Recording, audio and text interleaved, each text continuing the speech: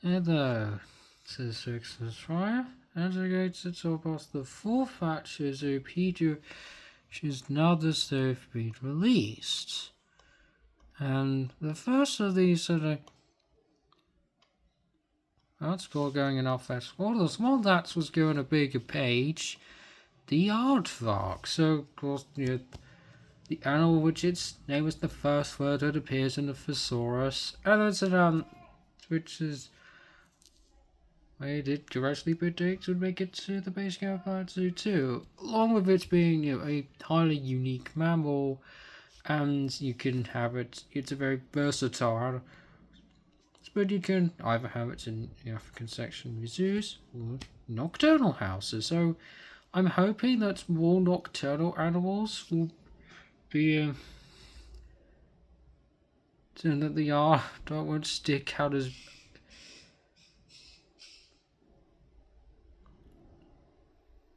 small amount of animal that can do that sort of launch.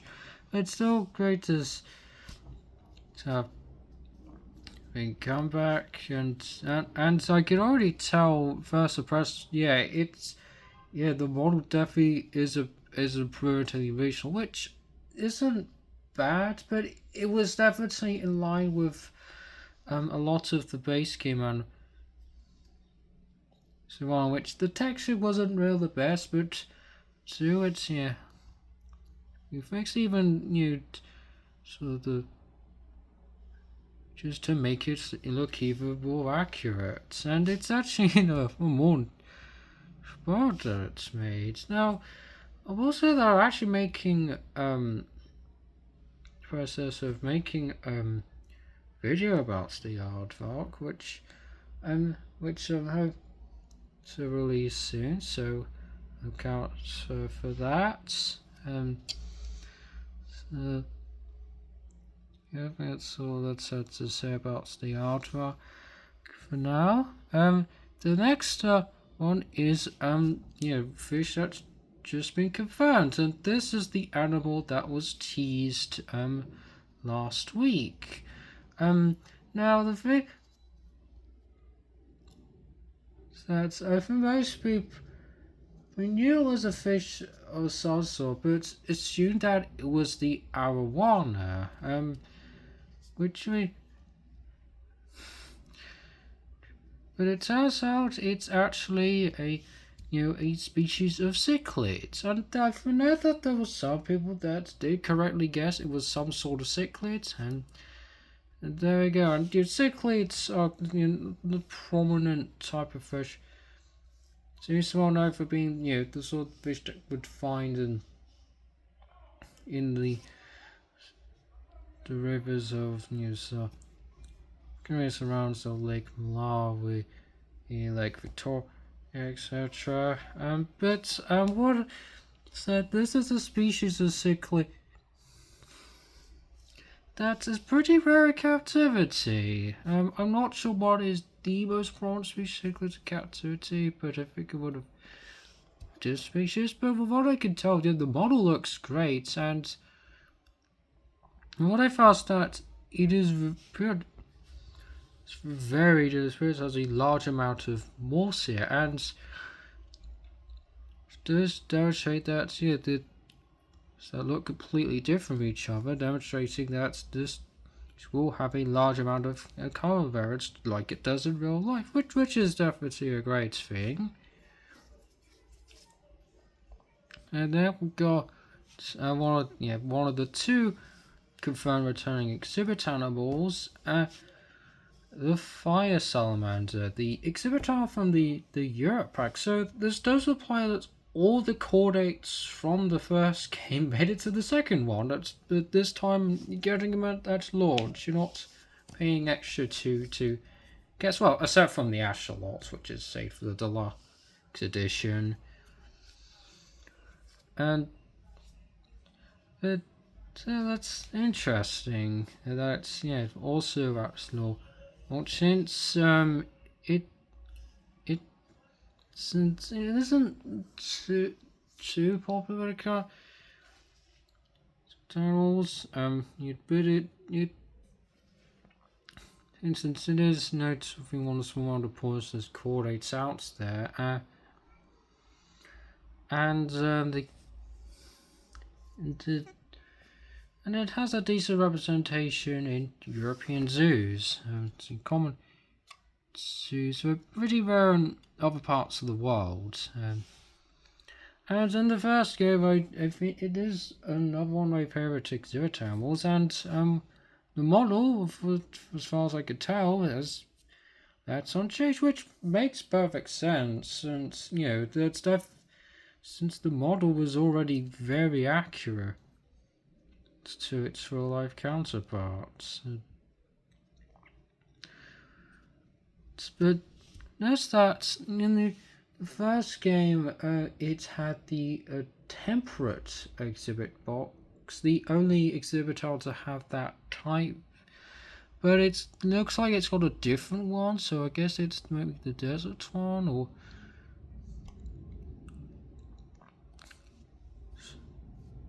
I'm not sure if it's be the only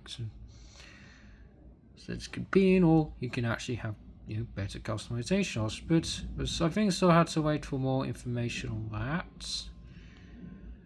And then we got yet another returning habitat. Oh, another habitat that's just been confirmed to make a camp this week, and I think I think the biggest surprise for me, so one that I wasn't expecting, I thought that, as we said, for a DLC or free updates, because like I said, isn't that popular as exhibit animal? But the Jasper I thought wouldn't make it to at all, if I'm going to be honest, mainly because it's pretty straight up overshadowed by the other desert dwelling antelopes in the first game, the DLC has, but also because they had better model. So the Gensbog, which had a model in line with the majority of the base game animals, and it's also not that common in captivity, since unlike other desert dwelling antelopes, it currently isn't a threatened species. So there we go, and I can already tell that just like the artwork, it's the parent in the original. Just fix the tech.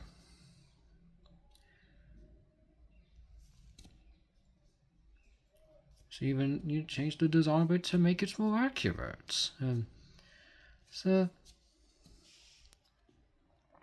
right now, if it ends up that some of the other desert variants in the first game gets brought over by the two, I imagine the Jasmine is still going to be overshadowed a bit, because so that's called in captivity, and if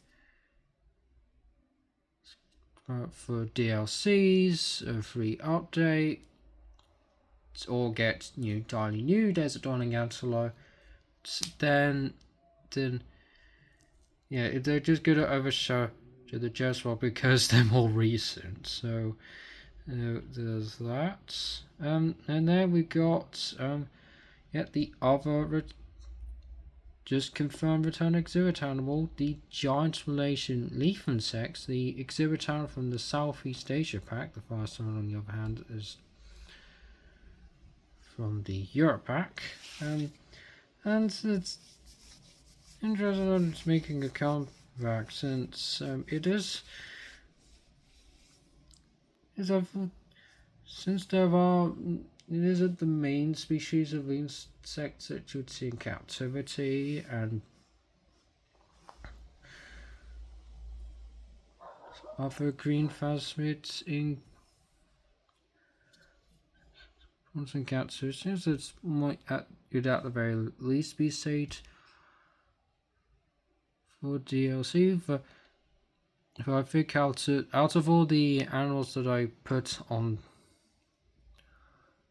that tier, if it was the least, make it in, but it's still. So I get that it is one more popular exercise from the first year, which means the only Phasmid, and also a big fan of the model though, and which why it seems to have been left unchanged, but I would have. It had more very. So I think that it would actually be the case in the first case. It's it's not all leaf insects look like a perfectly healthy leaf, and it tends to have some browning to look like some decay to it. And also, this was another exercise that lacked sexual dimorphism, since the thing has been that the more resembles the females, so that, and the the remaining two just entries are from all sorts of into the game, and it's the Maasai giraffe, which is now given us other species, which which is what most are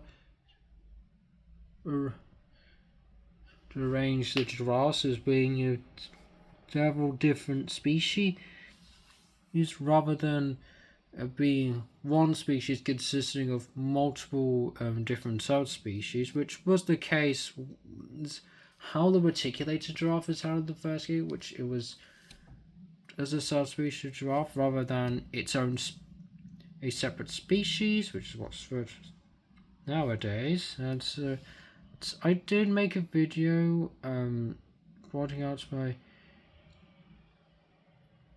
shoots in the model, and I feel like I'm still not that impressed. I still prefer the reticulated shot from the first game. So yeah, I think I might as well just link a video on the side from the description.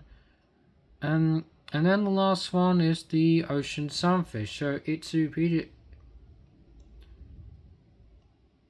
She has released us the other hero aquarium that was in the announcement trailer. The other being the Hawksbill sea turtle, which got its entry last week. And I think in hindsight, it does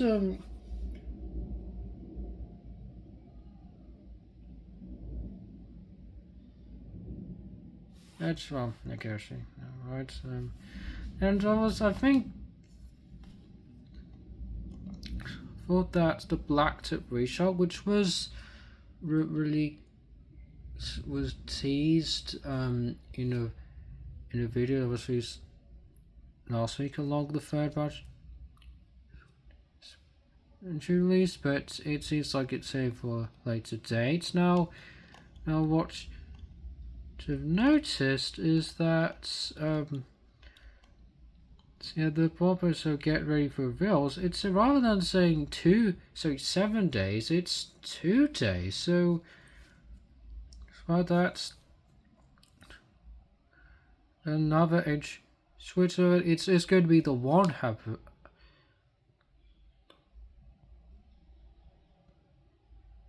And it's, I think, meant to be another terrestrial animal. So I think if I scroll down, so yeah, that's the hidden one. So curious as to what it is, but there you go. So it's mostly returning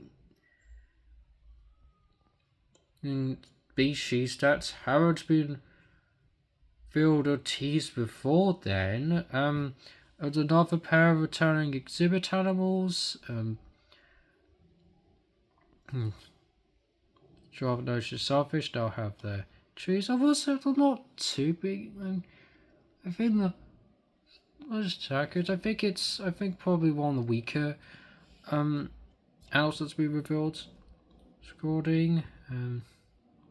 I don't. Yeah, the fish that was last week wasn't the arowana. It was a cichlid. So we'll have next.